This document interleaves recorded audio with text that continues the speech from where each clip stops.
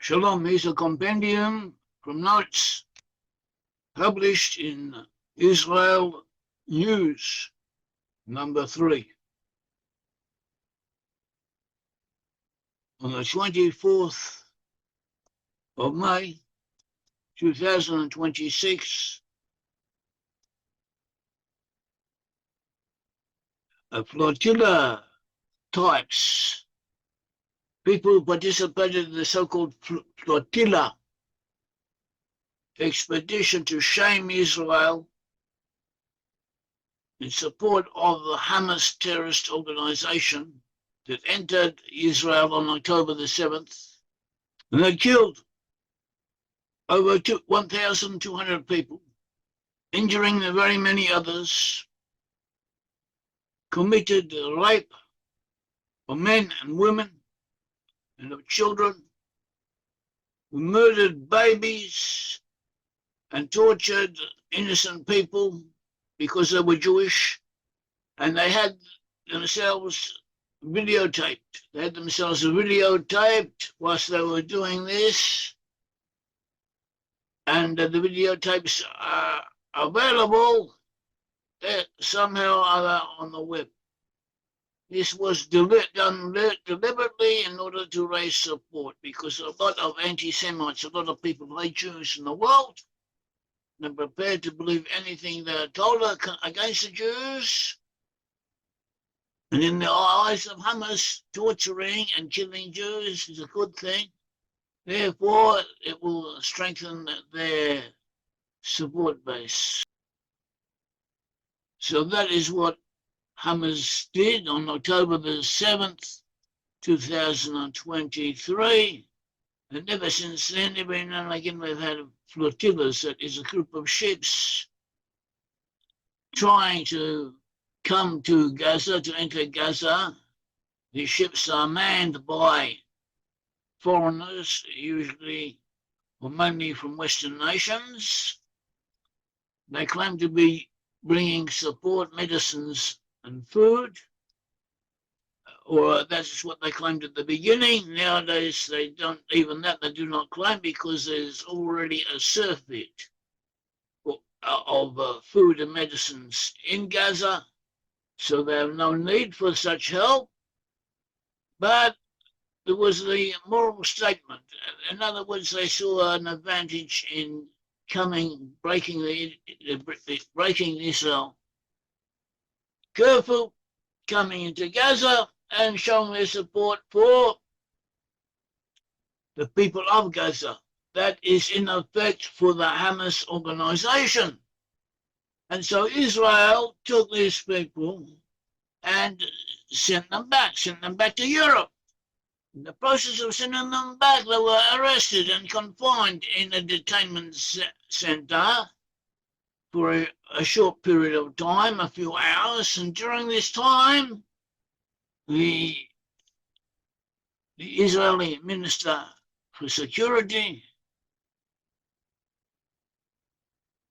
Ben Gavir, visited Flotilla participants, were forced to lie down on the ground with their face to the ground, while Ben Gavir spoke concerning them. So whilst this was going on, the song Hatikva was playing. I personally do not like, I cannot say I do not like, but I'm not a great fan of Hatikva, but some people have a sentimental attachment to it. It has significance in the early history of Israel, so it serves a purpose, but I can understand how having to listen to that particular song for hours on end, or a couple of hours, could be quite challenging. The participants in this flotilla, they were given the chance, the opportunity of watching a videotape that, based on the footage that Hamas itself had taken of its atrocities in Israel, and the leader of the flotilla, Greta Thunberg, and the crew, they refused to look at it. These flotilla escapees were deported to Europe via Turkey. Some of them, maybe 10, maybe a few more, both males and females, were flown to Bilbao airport in Spain, in the Basque region of Spain, and they came out, and there were policemen there, members of the local militia, and their task was to prevent the members of the flotilla leaving the airport area because due to the regulations. And apparently members of the flotilla, the returnees, you can see it, it's filmed, began to push, began to become quite aggressive in wanting to break the police cordon. So the Spanish police became somewhat irritated, and they forced them down, dragged them along the ground, and also beat them with police batons.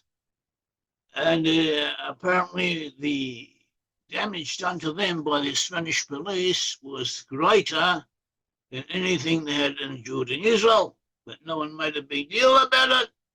So that is what took place. There was, however, some type of demonstration in Spain against the police treatment of the members of the flotilla. And at the same time, there was also another much larger demonstration of 80,000, more than 80,000 participants against the head of the Spanish government, who were complaining about the rise in prices and local problems. The Foreign Minister of Spain made a statement in effect threatening Israel with retaliation for its treatment or alleged treatment of the Palestinians. So too, Iona Belara, Secretary General of Podemos and a major political figure in Spain, said that if we fail to stop Israel in time, it will treat the rest of the world the way it treats the Palestinians. So in effect, they are making threats against Israel. They are conjuring up Israel as a bogeyman, the arch enemy.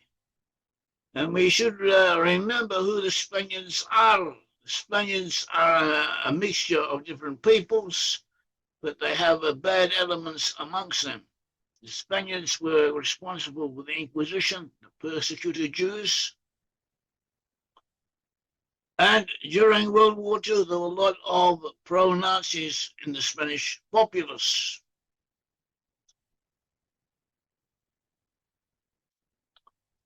Spain at that time did allow a number of Jews to find refuge within Spain. At one stage, they considered, due to they considered expelling the Jews, turning the Jews over to the Germans, but the British threatened them with retaliation. So the Spaniards left them alone. So the Spaniards left them alone. But they are a cruel people. They have bullfights where they are cruel people. They have a sadistic trait. They have a sadistic trait within them. And that is why they favor the Arabs more than they favor the Jews. You should note that recently the New York Times published an article by Nicholas Kristoff, who's an American citizen. He wrote an article for the New York Times, and in this article he claimed that the Israeli military are training dogs to rape Palestinian detainees. Okay, that is what he was claiming in this article, and he claimed he had proof. He had, and an examination of his sources showed that he has no proof, and also the majority opinion of experts in biology, in the science of animal care, and so on, so that it would be virtually impossible to induce dogs to do such an action. But possibly physically impossible. That is the majority opinion. So he was lying. This Nicholas Kristoff was lying, or he was overduly prepared to accept lies from others on this matter. Kristoff himself was born in Chicago, in Illinois. He's the son of James Kristoff, who was originally born in the region of Austro-Hungary in Poland, an area associated with the Poles. He himself has mixed Armenian and Romanian ancestry. And this person, Kristoff, or Kristofovich, had served in the auxiliary forces of Romania attached to the Nazis, and they had committed war crimes, serious war crimes, killing Jews that were as bad as the Nazis were in some ways. And a lot of them had been involved in the slaughter of Jewish people. After the war, this father of Kristoff wrote a letter defending a war criminal in France who had served in the Vichy French, that is that section of the French people in World War II, who served for the Nazis, worked for the Nazis, were allied with the Nazis, and is brought to trial for war crimes after that. And the father of Kristoff had written an open letter to a newspaper in defense of this Nazi war criminal. So this shows us where the sentiments of Kristoff lie. The father later committed suicide. We should remember what Hamas had done. Hamas led terrorists and alleged with a major coordinated surprise attack on Israel. Over 1,200 people, mainly Jews, were murdered. But also there were foreign workers from the Philippines, from Nepal, and others who were also killed. Over 20 towns were attacked, 20 towns and settlements, and also a music festival where those who were celebrating, 364 of those celebrating were massacred, 251 civilians and soldiers were abducted, men and women were raped and photographed being raped, babies were beheaded, and little children were tortured, and all this was photographed and may be available and may still be available in darker places of the internet. They are not ashamed of it, they're actually proud of it. So that is the type of people we are dealing with.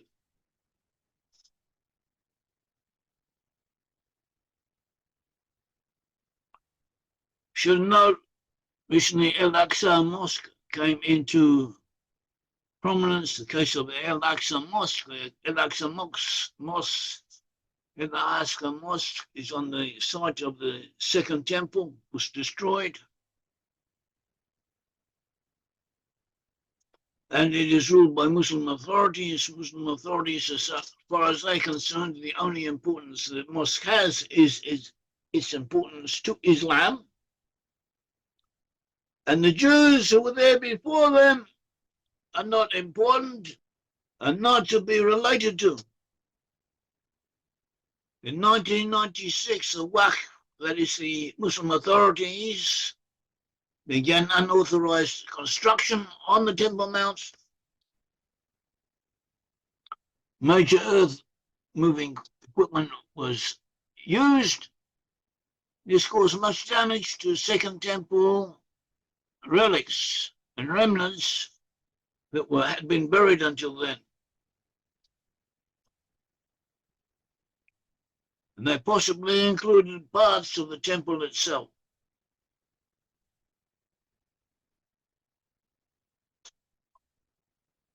And they used more than 300 truckloads of topsoil were taken from the Temple Mount and dumped in a nearby valley. And since then, Israeli archaeologists and volunteers have been sifting through this dirt, and they have found a lot of interesting finds dating from the Second Temple period. Will the temple be rebuilt soon? We don't know. Rebuilding the temple requires divine intervention. It requires the removal of certain halakhic barriers, such as the subjects of purity, impurity, and so on. And there are different problems that need to be resolved before the temple can be rebuilt. Problems are liable to cause a lot of controversy, a lot of problems, and no one is really in a hurry at the moment to do that. So we shall wait and see. A recent article was published concerning claims that the lost tribes are to be found in Afghanistan.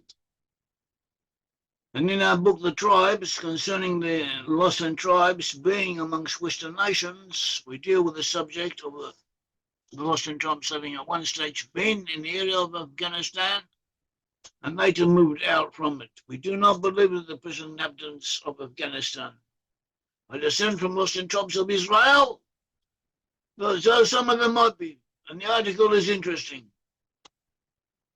The lost tribes, according to our understanding, They moved along different pathways of migration. Some of them were in the east. They were in the area of Afghanistan and what is now of Afghanistan, in the Russian domain, and so on. And from there they moved to the north and to the west, and they moved to Western Europe. Others also moved to Western Europe through the sea, taken by proxies. Phoenician and Philistine proxies working on behalf of the Syrians, transported Israelites from the Israelite area and took them across the sea. And eventually they settled in the British Isles and in areas of Western Europe. And from there they gave rise to the USA and related nations. Thank you, may the Lord God of Israel bless you.